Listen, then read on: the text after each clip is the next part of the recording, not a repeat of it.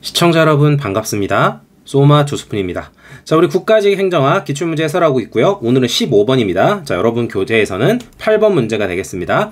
자, 오늘 주제는 예산제도고요. 예산제도 중에서도 우리 성과주의 예산이라고 해서 PBS 있죠. 이 부분과 관련된 문제입니다. 자, 해설부터 먼저 보시면요. 우리 예산제도 공부하실 때는 전체 틀을 잘 알고 계셔야 돼요. 그래서 제가 이미 유튜브 영상에서도 이 영상을 올려놨었는데요. 이 틀을 한번 잘 잡아보겠습니다. 일단 기본적으로 이 예산제도라는 건 예산을 어떻게 편성하는지, 이게 미국의 역사와 관련이 되거든요. 그래서 일단 이렇게 외우라고 했습니다. 자, 먼저 품성. 우리 사람은 성품이 좋아야 되겠죠. 이 품성인데 너무 개 같다라는 거예요. 이렇게 외우세요. 재밌게. 품성이 개 같아가지고 목을 졸라버렸대요. 그랬더니 영 정신이 없네, 이렇게 하시면 됩니다. 이게 말도 안 되지만, 자, 품성이 아주 개 같다. 여기 품성이 개 같다. 그래서 목을 졸랐더니 영 정신이 없네, 영 정신이 없네, 이렇게 외워두시고요. 그 다음에 풀네임으로 가보시면, 자, 품목별 예산, LIBS라고 하죠. 품목별 예산, 품목 하나하나마다 통제하는 예산이고요. 그 다음 성과주의 예산, PBS라고 하죠. 그래서 성과, 사업의 성과를 중시하는 PBS. 그 다음에 계획 예산이라고 해서 PPBS라고 있죠. 계획 예산. 그 다음에 목표 관리형 예산, MBO 예산. MBO는 뭐 조직론을 써도 나오죠. 그래서 MBO와 똑같은데 예산 이름만 붙은 거고요. 그 다음에 0기준 예산, 0이라는 건 제로죠.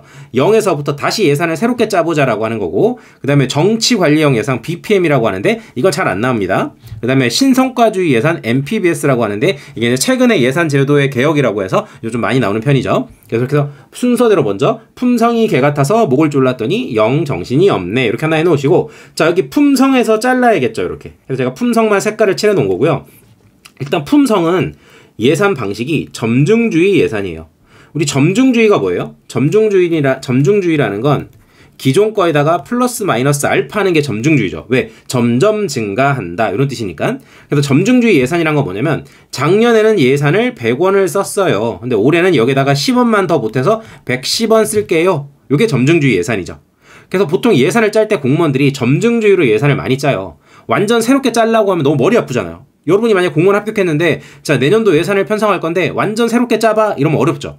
근데 작년에는 예산이 100원이었거든? 올해는 10원 정도 올리면 되지 않을까? 이러면 예산 짜기 쉽죠. 그래서 앞에 있는 품성은요, 전부 다 점중주의 예산이에요. 근데 이렇게 예산을 짜니까 사람들이 하는 얘기가, 야, 국민들은 세금으로 예산을 만드는데 예산을 좀 합리적으로 짜야 되는 거 아니니? 그래서 그 이후에 합리주의 예산이 나오는 겁니다. 그래서 예산의 순서는요, 점중주의에서 합리주의로 갑니다. 우리가 정책학에서 공부할 때는요, 합리주의가 나오고 점중주의가 나왔거든요. 근데 예산은 반대입니다. 요거 하나 기억해 두시고요.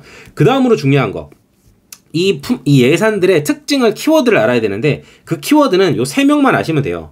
품, 성, 개, 그리고 하나 더 추가한다면 여기 영기준까지. 그리고 4가지만 특징을 좀 알아보자면, 이것도 두 문자 있는데 이렇게 외우면 되죠.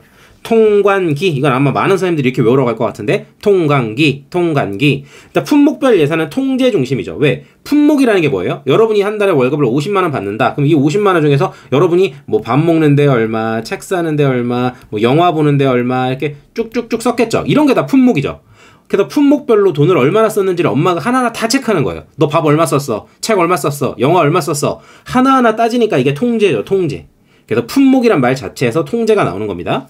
그 다음에 성과는 관리가 중요하죠. 성과 관리, 성과 매니지먼트, 성과 관리. 그 다음에 계획이란 말 자체가 기획이죠. 계획이나 기획이나 똑같은 말이니까 기억해 두시고, 마지막으로 영기준 예산, 이건 감축 중심이라고 돼 있죠. 왜 그러냐면 영기준이라는 게 뭐예요? 딱 새롭게 신임 과장님 오셔서 말하는 거죠. 야, 니네 지금까지는 기존 예산에다가 플러스 마이너스해서 예산 짰지? 네, 그렇습니다. 이제 그렇게 하지 말고 지금까지 했던 거, 기존에 했던 거 다 완전 빵으로 돌려. 기존에 했던 거 다 지워버리고 새롭게 0에서부터 예산을 짜봐. 왜 이렇게 하겠어요? 돈 아끼려고. 요거를 감축 중심이라고 하는 겁니다. 영기준 예산을.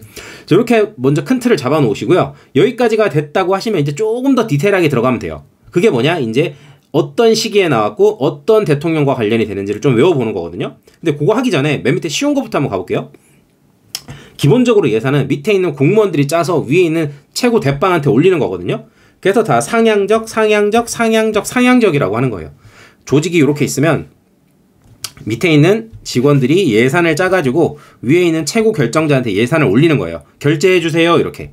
이게 기본적인 패러다임인데, 딱 특이하게 여기에 있는 계획 예산만큼은 하향적 예산이라는 거예요. 근데 이거 외울 필요가 없는 게요. 여러분 앞으로 계획이란 말이 들어가면 무조건 다 하향적입니다. 계획이란 말이 들어가면. 왜냐면 계획은 누가 짜냐면 항상 꼭대기에 있는 대빵이 짜는 거예요. 그래서 계획이란 말이 들어가면 항상 하향적이라는 걸 그냥 상식으로 알고 계세요. 계획이란 말이 들어가면 무조건 하향적 예산이다. 그래서 이 계획 예산은요, 하향적이고 집권적이고 이런 말이 나오는 거예요. 이거 외우지 않아도 되는 겁니다. 자, 그럼 여기까지 하셨으면 일단 이제 제가 좀 깨끗하게 지워볼게요, 이제. 자, 여기까지 되셨다는 전제하에, 자, 그럼 이제 조금 더 디테일하게 들어가 보겠습니다. 다시 한번 품성이 개 같아서 목을 졸랐더니 영 정신이 없네. 이렇게 놓으시고, 자, 일단 품성이 중요하다고 그랬죠? 자, 품성은요, 20년대, 50년대예요. 20년대, 50년대, 특히 성과주의 예산은요, 세계 대공황, 여기 사이에 세계 대공황이 있거든요. 글씨가 왜 이러나 모르겠네. 세계 대공황. 이 세계 대공황 터지고 난 이후에 나오는 예산이 성과주의 예산입니다. 그래서 다시 한번 연도가 20년대, 50년대, 25 이렇게 따라 하셔야 돼요. 우리 이하 이러잖아. 25 이렇게 해놓으시고, 그 다음에 여기 세 가지. 이렇게 세 가지. 얘네들도 세트로 좀 외우시면 좋은데 60년대, 70년대, 70년대예요. 그래서 60년대, 70년대 여기 세 가지 개목, 영 세 가지 같이 외워두시고요. 개목, 영. 그 다음에는 80년대, 90년대 어렵지 않죠? 그래서 품성이 개 같아서 목을 졸리니 영 정신이 없네 해놓고 20년대, 50년대, 25, 그 다음에 60, 70, 70, 그 다음에 80년대, 90년대 이렇게 하시면 되고요. 그 다음에 대통령 이름을 좀 외우시면 좋아요. 대통령 이름 외우면 좋은데 일단 품성은 잠깐 냅두시고 개부터 시작해보면요. 여기를 이렇게 외우시면 돼요. 존니, 우리 존니 맛있다 하죠. 와, 졸라 맛있다. 존니 맛있다. 카레가 너무 맛있어요. 존니 카레, 너무 맛있는 카레. 존니 카레. 그래서 먹자마자 깨끗해져 버렸어 접시가. 클린, 존니 카레, 클린, 존니 카레, 클린 이렇게 하나 외워두시고요. 우리 카레 먹을 때, 밥 먹을 때, TV 보면서 먹죠. 그래서 TV 볼 때 우리 뭐 봐요? 태양의 후예, 태후. 말도 안 되지만 외우세요. 태양의 후예 보면서 존니 맛있는 카레 먹고 깨끗하게 클린. 존니 맛있는 카레 먹고 클린. 태후까지 하나 외워두시고요. 그 다음에 이게 위에 하나 더 추가를 한다면 하트. 요 하트 하나만 기억하세요. 하트. 그래서 하딩 대통령, 트루먼 대통령까지 하트 이렇게 하나 기억해 두시고. 자, 그 다음에 나머지는 다 됐죠. 그러면. 자, 이렇게 해서 큰 틀을 한번 잡아보시고요. 이렇게 한 몇 번만 써보시면 다 외워지실 겁니다. 어렵지 않으니까 여기 존슨, 닉슨, 카터 대통령 같이 세트로 외워두시고 존니카, 그다음 레이건, 존니카레, 클린까지 좀 기억해 주세요. 자, 그 다음에 우리 성과주의 예산 4번부터 볼게요. 자, 성과주의 예산을 도입했던 과정을 보면요. 전 먼저 미국의 뉴욕시에서 먼저 이렇게 도입을 했다가 10년도에, 그다음 미국 농무성에서 30년대, 그러다가 TVA 사업, 자, 테네시 강을 개발하는 이 개발공사 TVA 사업, 요게 바로 뉴딜 정책이죠. 세계 대공황 있고 나서 뉴딜 정책, 큰 정부 때 뉴딜 정책. 그 다음에 나오는 게 1차 후보위원회. 우리 태후라고 그랬죠. 태후. 태양의 후에. 태후 보면서 카레 먹는다. 태후. 그러니까 이게 성과주의 예산이죠. 그리고 트루먼 대통령이 공식적으로 도입했다라고 하는 거. 사실 여러분, 이거 4번 제가 지금 이렇게 설명드렸지만, 여러분 이거 외운 사람 있어요? 이거 외우고 있으면 전 이것까지는 말씀드렸거든요. 후보위원회를 외우라고. 근데 TVA나 트루먼 대통령 제가 말씀 안 드렸어요. 이거 어떻게 다 외웁니까, 이건. 이런 거 시험장에서 나왔을 때, 몰라 하고 발을정차 표시하고 넘어가는 겁니다. 한번 나왔으니까 이제 공부하는 거지. 자, 그 다음에 3번 가서 성과주의 예산을 어떻게 짜는지 봐볼게요. 자, 성과주의 예산은요, 항상 이 성과라는 말이 무슨 성과예요? 사업의 성과죠. 우리 사업을 다른 말로 하면 정책이죠. 공무원이 하는 게 정책이고 사업이니까 사업은 성과가 있어야 될 거 아니에요? 그래서 사업 이름이 나옵니다. A사업, B사업. 자, A사업은 방역사업이래요. 우리 코로나 같은 거 터졌을 때 방역 업무 하죠. 방역사업이고, B사업은 도로를 까는 도로건설 사업이래요. 자, 이런 걸로 성과주의 예산을 짤 때 어떻게 하냐면, 제일 먼저 업무 측정 단위를 선정해요. 업무 단위를 선정해요. 업무 측정 단위. 일단 방역일 때는 우리 하얀 색깔 연기 막 하고 뿌리는 거 있죠. 그런 거 뿌리는 거니까 회당, 방구차를, 이 방귀 뿌리는 차를 몇 번 운영했느냐, 회당이고요. 그 다음에 도로는 설치하는 게 몇 킬로를 설치했냐, 1킬로를 설치한다. 이런 게 업무 단위죠. 이 업무 단위를 선정한 다음에 이제 업무량을 측정합니다. 업무량. 자, 방역사업은 10번 뿌리겠다. 그 다음에 도로 건설 사업은 업무량 10km 설치하겠다. 이렇게 업무량을 정하죠. 그 다음에 단위 원가를 정해요. 자, 모기차 뿌리는 거는 한 번 뿌릴 때 1억이다. 그 다음에 도로는 1km 깔 때 20억이다. 이렇게 해놓고 업무량과 단위 원가를 곱하기를 하는 거죠. 그러면 예산액이 나옵니다. 그러면 1억 곱하기 10이니까 여기는 10억이 되겠죠. 여기는 200억이 되겠죠. 요거 합치면 210억이죠. 요런 식으로 예산이 도출이 되는 거예요. 근데 제가 왜 여기다가 플러스 마이너스 알파라고 달아놨게요? 왜? 점중주의 예산이니까. 그래서 전년도 예산에서 이렇게 플러스 마이너스 알파를 한다라는 겁니다. 자, 근데 여기서 진짜 중요한 게 있는데요. 이 성과주의 예산은 방역사업, 도로 건설 사업이죠. 사업을 할 때요, 이 예산, 예를 들어서 100억이 예산이라고 하면 이 100억이라는 예산 범위 안에서는요, 사업할 때 재량껏 쓸 수 있어요. 아까 앞에 품목별 예산은 A에 얼마, B에 얼마, C에 얼마 하나하나 다 통제했죠, 엄마가. 근데 이 성과주의 예산은요, 재량껏 쓸 수 있기 때문에 예산 집행의 신축성이 확보가 된다는 거예요. 신축성. 이게 슈퍼 A급이에요.